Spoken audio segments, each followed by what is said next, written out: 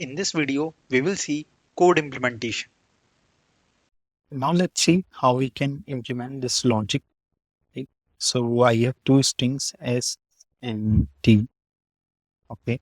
So I will create one object. Okay, that will be my object. And I will simply run a loop that will start from, I will start from 0 to, let's say, length of the S. Okay. And inside it, I will check if that element is defined or not. Okay. So if it is not defined, what I will do, I will define it basically. So I will say object s of I will be 1 equals to 1 and else it is not defined. So whatever if it, if it is not defined, I will update it to 1. If it is already defined, then I will update the frequency. So very simple. Okay. And then what I will do, once I have created like this, then what I will do, I will then iterate over T. Okay. So again, make this language agnostic 0 to T dot length. Okay. And again, same thing. Okay.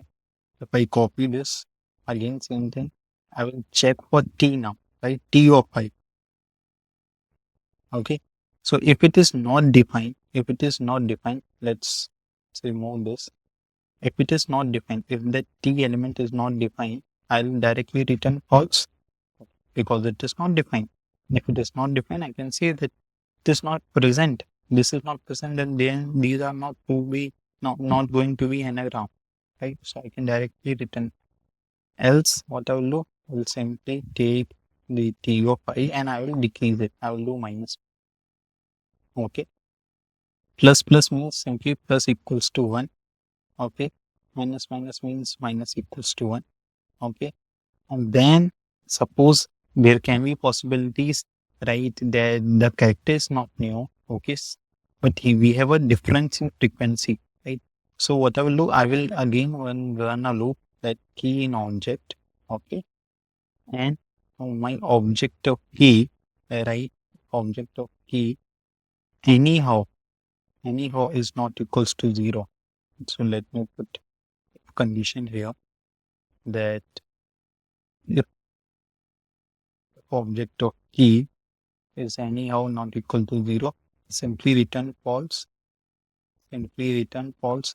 In the last, okay, in the last, what I will say, return true, right? In the last, I will return true. That is my first method, right?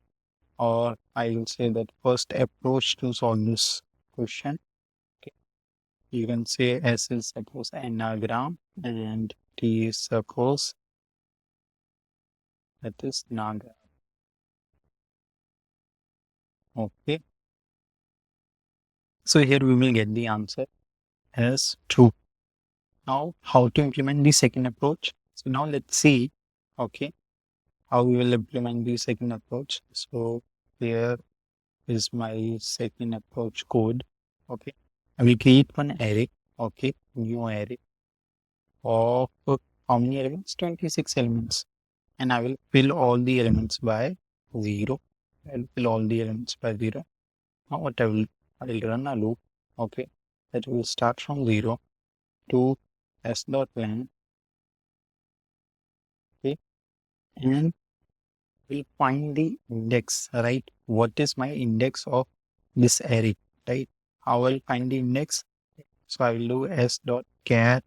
So that is in JavaScript that s dot char code I will give you an ASCII value, right?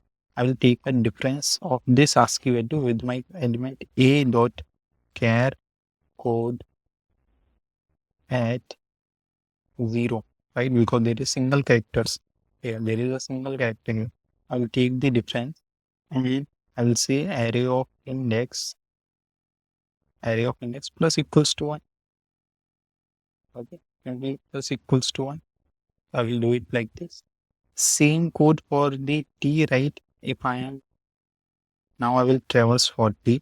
Okay, and I will again check for the t character minus a for array j, and instead of plus, I will do the minus. And in the last, I will run a loop. In my array.length. Okay. If any element, that is not equals to 0, can I directly say that return false? Yes. In the last, what I will do, I will return true. All the conditions are met. This will be my approach 2. Okay. Approach 1 is this, and approach 2 is this. Now let's see a quick dry run of both the codes.